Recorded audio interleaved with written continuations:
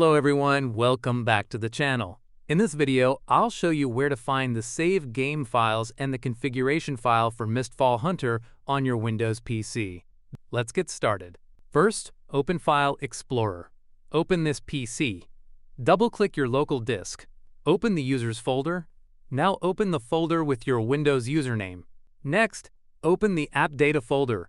If you cannot see App Data, click View at the top of File Explorer. Select Show, then enable Hidden Items. Now open App Data. Open the local folder. Scroll down and open the Mistfall Hunter folder. Open the Saved folder. Finally, open the Save Games folder.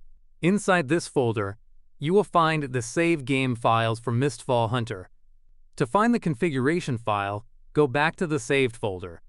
Open the Config folder. Then open the Windows folder. Scroll down until you find the file named GameUserSettings.ini. You can right-click it and select Open With. Then choose Notepad to view or edit the game's configuration settings. And that's it! You now know where to find the save game files and the configuration file for Mistfall Hunter on your PC.